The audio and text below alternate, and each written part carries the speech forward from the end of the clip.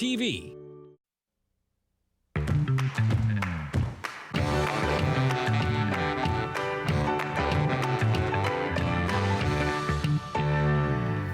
Welcome to this edition of Dufferin Life. I'm your host, Teena Avery. I think you just got a clue who might be here joining me. Thanks for tuning in. Shannon from the Orangeville District SPCA is here, and Eeyore is here as well, too. We're very excited. Thanks for coming on the show. Oh, thank you for having us. We're both excited to be here. It's very excited, very excited. So tell us a little bit about Eeyore. Yeah, so Eeyore is 10 weeks old, turning 11 weeks, and he is available for adoption at the Ontario SPCA. Today yesterday he actually just got his neuter surgery. Oh, okay. And he's been microchipped, vaccinated, and ready to find his forever home. Amazing. Yeah. Amazing. He's absolutely adorable, and we weren't even going to come on the show. I was just going to play with the dog. So I get very, very distracted when puppies are here. But Shannon, we're here to talk about some important stuff about the spring as well. Yes, absolutely. So what are we talking about today? Yeah, so in the spring, there's a lot of things that go on that we should take steps for to help protect our furry friends with the weather changing and things like that. And so one of those things is with being outdoors much more, right? With the weather changing. Where are you going? No, not the hair. Okay. Sorry. Okay, listen. They can't hear what Shannon's saying if I'm laughing, so we're going to shush. Okay, so let's talk about the weather in the spring and our furry friends. Yes, absolutely. So being outdoors more and with the weather changing, going on for walks with your dogs, that kind of thing, we want to just be careful for a couple things. So there could still be icy conditions, so if you're walking by a lake or a pond, you want to be careful and mindful of that. As well as the water moving really fast. You don't want, your furry friend getting stuck in the currents. Also, just when you're going on walks, avoiding your dog from licking in puddles, drinking the water from puddles, because there can be salt or other harmful chemicals, as well as eating any garbage or debris that's been left over, that kind of thing. Shannon's laughing because I'm being attacked. But yeah, I mean, that's very, and I don't know if people even think about that, because you're like walking, you're thinking it's rainwater, so why not, right? Just a little refresh for your dog. But yeah, if you can bring your own water and help make sure that they're just drinking clean water, so you know exactly what's in it, that would be ideal. Yeah, especially at this time of year. Well, I mean, we've been having crazy weather. So, I mean, there's a lot of salt in the ground, there's a lot of things like that. So you really do have to think about what they're drinking, for sure. I mean, and it's almost, it's spring, so we're coming up to Easter. So let's talk a little bit about our furry friends and Easter. So Easter is a big one as well. As many of you should know, chocolate is not very good for our furry friends. It can be quite poisonous, so just being mindful that, if you're celebrating Easter this year or the Easter Bunny pays you a visit, that you're just mindful of where your dogs are and if they have access to the chocolate that might be on the ground, for example, even on low tables, counters, things like that. As well, if you're celebrating with dinner and you have maybe like human food out, things like that, just being cautious of what your dog is eating or has access to. Even if you don't think that the food is poisonous for dogs, it's not that bad, it's not like chocolate, it still might just upset their stomach and give them like digestive problems. Yeah, I mean, and every breed of dog is different, and every actual or furry friend, they're all different. My dog in particular loves beef but can't eat, like, we don't give him, actually I'll be honest, we don't give him much of any people food because he has a very sensitive stomach. So every once in a while maybe a cracker or a french fry drops or something like that. And he loves cheese. So every once in a while, like a small piece, but you really have to be, because when you've got groups of people at your house, like people are dropping food, they're not even paying attention to it, and there's always that one person, that no matter what you say, like my dog has an upset stomach, like gets upset, don't feed him or her. And they still do. And they still do, under the table. Yeah. Look at this. Yeah, and if you're ever questioning what foods are good for your dog, which ones aren't, you can always, for Easter, for example, if you want to make a list of all the foods you're going to have out and just check in with your veterinarian. Ask them, like, hey, like, on this list, is there anything really concerning if my dog gets into? Is he going to need emergency care? Like, that kind of thing, just so you're a bit more prepared. Yeah, because, I mean, the last thing you want to do on Easter or any holiday or any family get-together is rushing your dog to a vet hospital. Exactly. Because that's obviously not good for them, and it's really not good for your pocketbook either. Like, it's not something that you want to have to do. No, not at all. No. Oh, he's all mellow now, Eeyore. Yeah. I Yeah, said cutie. it. I spoke too soon. Yeah. I spoke too Look at the soon for camera. sure. Yeah. Oh, look at that face. Where is it? That's a face that everyone can Yeah. love. Yes. Yeah. Oh, he's so adorable. How old is he? So he's 10 weeks. He's 10 almost weeks. 11. Okay. Yeah. Good stuff. Ready to find his forever home. And he's just a big mix of all kinds of different large breed large breed dogs. Yeah, I mean, he's got fair-sized paws. Yeah. Oh my goodness. Where are you going? You're supposed to be chewing on the toys, not our hair. Yeah, let's not eat my hair. No.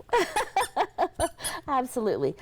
So let's talk about, so in the springtime, in our homes, in our lives, whatever, we do spring cleaning and, you know, for our lawns, for our homes, all these different things. But what should, I mean, do we need to check up for our puppies? Yeah, so spring check-ins with your vet are really, really important. One of the best ways to protect your furry friends, especially in the spring, It's okay. It's fine. is preventative care and things like that. So checking in with your vet, seeing if they need kind of heartworm checkups, flea and tick medication, even things like nail trimming. That might be a good time to do that is during your spring checkup. And then just your preventative care, like for the flea and ticks and heartworms, are really, really important, just so if anything does come along, you're prepared and you can avoid those costly down the line Yeah, absolutely. vet visits. Yeah. And I think one of the I'm so in love having right a now. blast, yeah. He's just a little spaz. But yeah, so I mean, one of the things that we're talking about flea and tick, but I mean, we need to talk about ticks as well, because that season, I mean, the ground is thawing, and you know, when you're going walking in like deep grass and that sort of thing, it's not only your pets that you should be checking yourselves as well. You know, tuck your pants into your socks, do all those sorts of things, but do check them before you bring them in the house to make sure that you haven't run into any ticks in the absolutely. in the long grass. There are certain areas you can check that ticks kind of have a little bit more favor to. So in between the toes, for one example, yeah, you don't like your toes being touched. Underneath the chest, by the elbows, and the groined area, that kind of thing are really, and by the chest, are really big spots for ticks to find a latch onto. Yeah. So if you do see a tick on one of your furry friends, I mean, is it recommended to try to take them out yourselves or to bring them to a vet? So if you know how to appropriately take them off, then you can do that as well, but always just checking in with your vet again afterwards, making sure that you got it all too, that you right? got it all, everything went okay, there's no more, maybe somewhere else that you might have missed, anything like that. So always just double check with your vet afterwards as well. Yeah, I think that's one of the things that freaks me out is ticks. So when I walk my dog and we're near long, I'm always like, come over here, just because they can carry Lyme disease. We all know that, and you have to be very, very careful for both yourself and the pets. Oh my gosh. Honestly, I just love him to pieces. He's very, very excited. So you've got a lottery happening. Yeah. Let's talk a little bit about that. Yeah, absolutely. So that is our spring 50/50 Jaws for Paws Lotto. Oh my goodness, we have to bring more puppies here. This is like therapy in a crazy way. But yeah, so if anyone is interested, you can go to OntarioSPCALottery.ca and buy some tickets. And last fall we did we did a lotto, and the winner brought home $142,000. Wow. So it is a life-changing amount of money you can take home, all while helping support animal initiatives across the province, really. So even whether you're not the big winner and you take home that $142,000, you're still helping animals in need who need that that help. Oh, I think I found my new best friend. I'm very tasty, apparently. I'm very, very tasty. Okay, so let's talk. I mean, we always do when you come on, but I always want to, in case somebody hasn't seen one of the segments when you've been on, let's talk about the adoption process and how people can go in and the other types of animals that you actually have there as well. Yeah, absolutely. So if you're interested in adopting one of our furry friends, you can go to OntarioSPCA.ca/adopt and check out all the animals we have available for adoption across the province. Oh, geez, Louise. Come here. Okay, maybe not that. I know.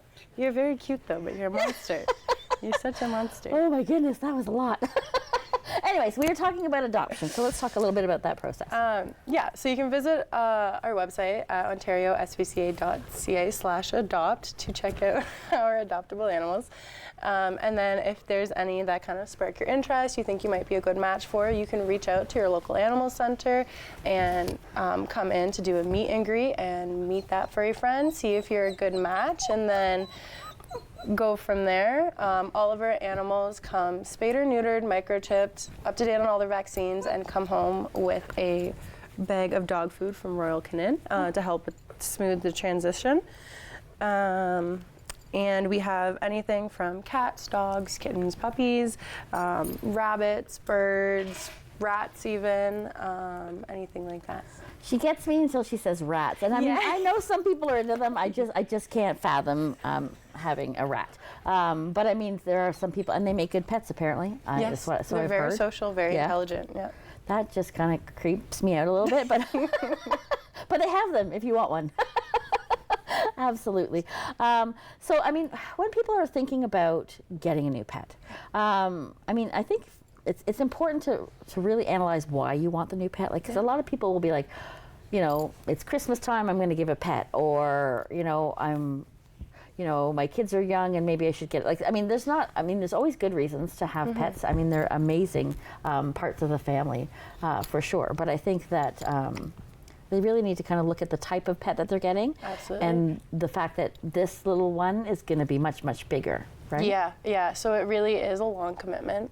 So you should really be looking ahead, like 10 years down the line, where you're going to be, what you want in your life, that kind of thing. And if you still see space for a furry friend, then by all means you can kind of proceed with the process. But if you don't, then it's not fair to have to, bring home one of these guys, make them love you, see them as your family, and then turn around 2 years later and say, you know what, I don't want you anymore. Yeah. Right? It's heartbreaking because they live for you. I mean, the pets, they live for their owners, and this one lives to eat my hand. But you're absolutely adorable, and you're not like the real Eeyore at all. And you like hair, apparently. Yes. But yeah, so I mean, a lot of things to think about when it's spring, and I'm glad that we were talking about that. We need to think about being proactive with our furry friends, and making sure that they're as healthy and be proactive with your own health as well, because they need you and you need them. And oh my goodness, he's calmed down just at the end of the interview. So yeah, as always, Shannon, we'll have you come back again soon, and we'll talk a little bit more about pet care and all the things we need to know. But thank you so much for bringing Eeyore and coming and sharing the information. Yeah, absolutely. Thank you for having us. It was totally my pleasure. I'm going to keep them. But don't you go anywhere. We'll be right back.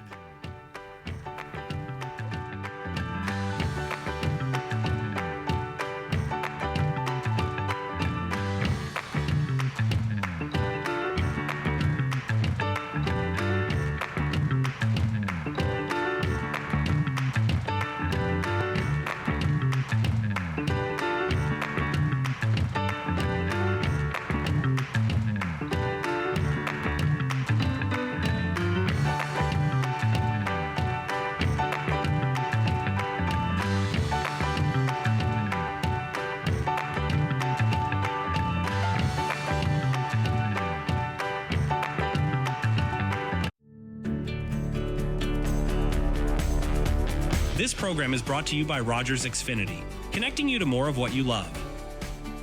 Visit Rogers.com for more details. Are you a passionate content creator ready to expand your audience reach? Do you have unique stories, captivating hobbies, or special interests that deserve a spotlight? Rogers TV is here to amplify your voice within the community. We offer you the platform to broadcast your content to a wider audience. And the best part, it's completely free. Don't miss this opportunity to share your vision and engage with viewers. Find out how Rogers TV can transform your content journey today. With Rogers TV, you can cheer on the home team from the comfort of your living room. We'll head to the rink, the field, the court, or the pitch, so so you don't have to. Tune in and cheer on your local amateur athletes on Rogers TV.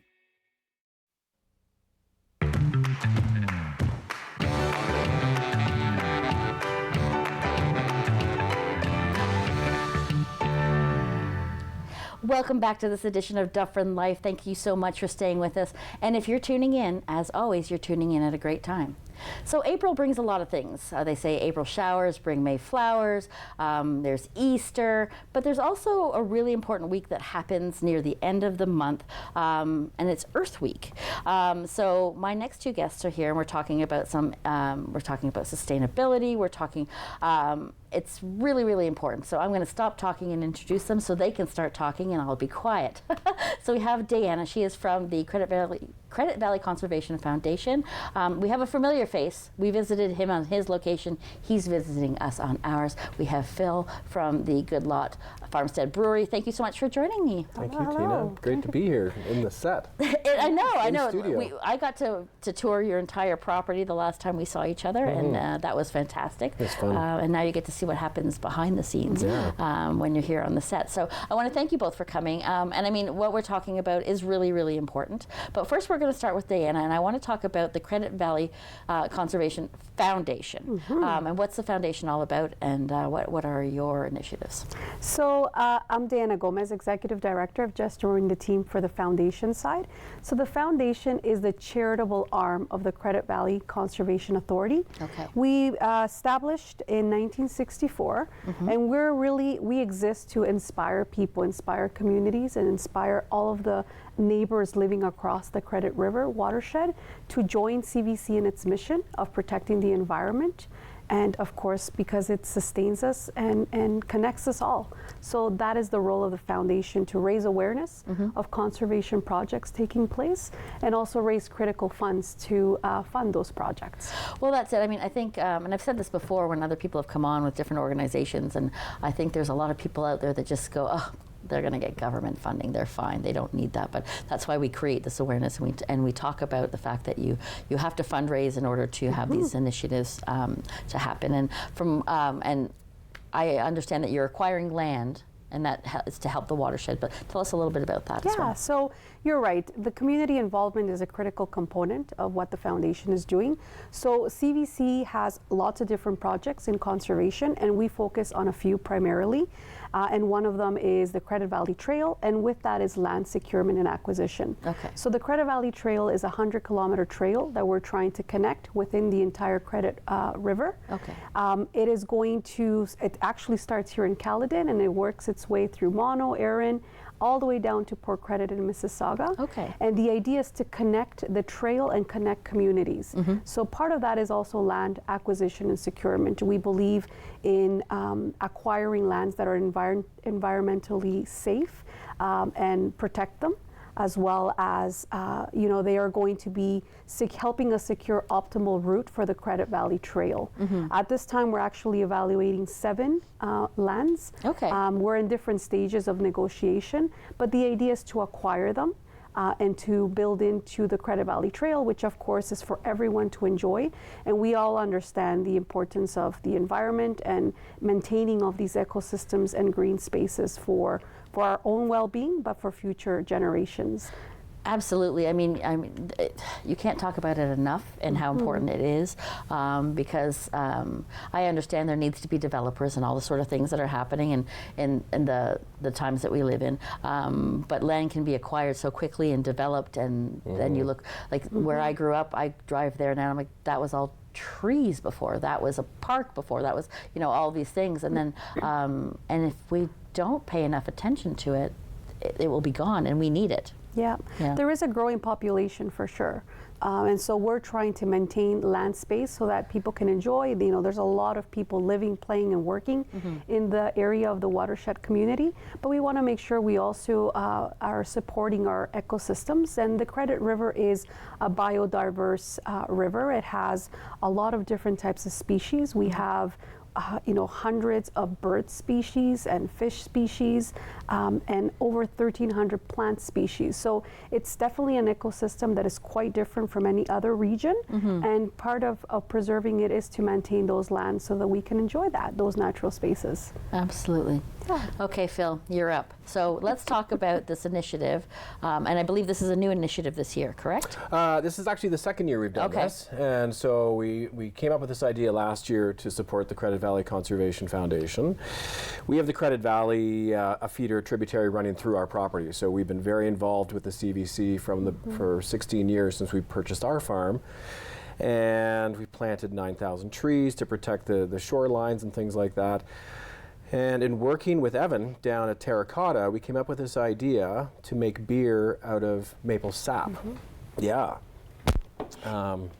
This is last year's edition, so we won't drink it. We could pour it just to get the color, but so Tree Hug Wilder Sap Ale is a collaboration between Credit Valley Conservation Foundation, Wilder Climate Solutions, which is an organization started by my friends Blaine Pearson and Jason Van Bruggen to find nature-based solutions to climate change, and Credit Valley. All the money from this product goes back to the foundation for this land acquisition, which is exciting in so many ways. People in Orangeville are going to be able to ride their bike all the way to Port Credit, essentially, That's right. on a beautiful, safe trail along the Credit River. How rad is that? We love Earth Day. We take it very seriously. And sap, our ethos at Good Lot is very environmental, but very sort of terroir, foraged based as much as possible. So the first ingredient that comes out of the ground in the spring is sap through a maple tree. Right. And so Terracotta and Evan were very nice to share some of that precious, precious liquid gold with us to make into a delicious, strong IPA that is called Tree Hug Wilder Sap Ale. See, that's a tongue twister too, so that's why I let Phil say it. Because as we all know, I'm not really good with tongue twisters. But I mean, I'm always amazed by our community. I'm not amazed. I expect it now, but it's amazing how our community works together, and all these different facets of the community come together to talk about sustainability, to talk about environment, to talk about all of the things that we need to be doing. Because for a lot of years, I don't think that we paid enough attention to it. That's right. That's for sure. Yeah. Until Rachel Carson wrote a book called Silent Spring 50 plus years ago that started highlighting the connection between pesticides and the death of songbirds in fields. And that was the first time that connection was made. We just thought, the world is limitless and we can dump toxins anywhere we want. Rachel Carson really opened everybody's eyes. She's kind of the godmother of the environmental movement altogether. And then a guy named Dennis Hayes in 1970 started Earth Day. He was like, we need a critical mass of people to get them educated and get them involved. And so, we're very hyper-focused on this as an issue, and it's an important issue. Sustainability is critical. Climate change is obvious. We've seen the weather the last few days here at the beginning of April with snow, sun, sleet, ice storms, no power. I mean, it's a very unstable climate. So this is just a part and parcel to our little part of helping Credit Valley Conservation Foundation secure land to help, which also is very much about mitigating floodplains and flood plans for the GTA. So it's critical to protect it. And if you didn't see the episode where I came out to Good Lot, my goodness, everything that they do, there was a story no matter where we went and how it was going to affect either the production or the environment itself. It is truly an amazing location and everything that you do. I mean, there's solar panels, there's so many things. So I encourage, and you know what, just go out there and have a beer and listen to some music, and that time's coming too, isn't it? It is. Patio opens Mother's Day weekend. Phil Dewar from Solive is our chef de résidence again this year, and lots of new beers and non-alcoholic options coming out as well this year. That's very nice. That's very nice. So, I mean, Diana, if you were going to, this show is about creating awareness. So if you were going to, encourage people to get involved, or what would you ask them to do, or what's it really, really important, the basics for them to understand what's going on? Well, I think it's a critical time for us to protect our climate and our environment. We, as Phil said, there's so much things going on in nature.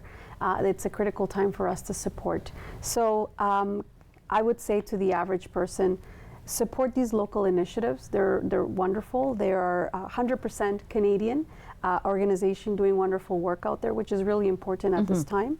But also it's the awareness, raising the awareness. So Credit Valley Conservation and the foundation work together to educate as well about what's happening with climate change and, like he said, flooding around the natural spaces that we have. And so it's really educating the community about what they can do. We have lots of different initiatives. You can make a dollar donation, you can purchase the Tree Hug beer. You could also volunteer. There's opportunities for youth. And everybody can make a difference in their own backyard. Just making sure that we're keeping our green spaces protected. And so I think it's just inspiring action, and that's what we're trying to do. And we're really happy with this partnership. Of course, it comes at a critical time. We are at 50% mark of the Credit Valley Trail campaign, which is to raise $10 million. Okay. And so this initiative will help with that and secure the gaps in the trail now. We're securing optimal routes at the trail at this moment. And so we are going to be able to focus and divert funds to close those land acquisitions that we're exploring at this time.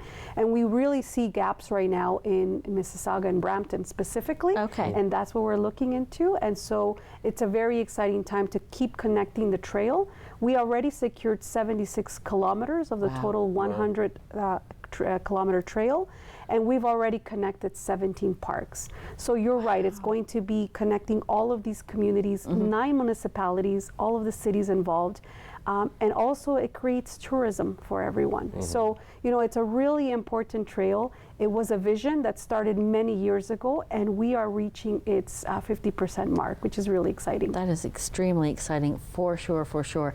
And I mean, when we were talking about volunteers, and this is a different way to volunteer. And I mean, we always talk about different organizations and that sort of thing.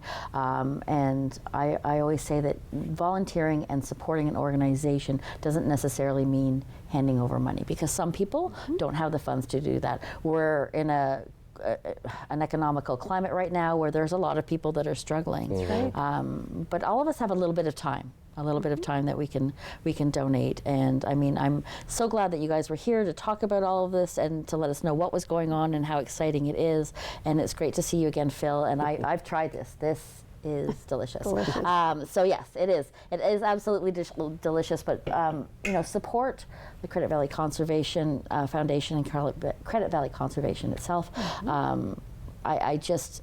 It's Earth Week. Let's think about things, but let's not just think about it in the month of April. Let's think about it the year through, and how we can each make a little bit of difference. And I'm talking more than they are, so I should stop now. But I do. I mean, you've given us some very valuable information, and it's exciting what's going on. And I wish you the best of luck. And I want to thank you both for joining me on the show. Thank you. Thank you for having us. It was truly my pleasure. Thank you for joining us. Until next time. Bye-bye for now. So we're still on screen, so we're like...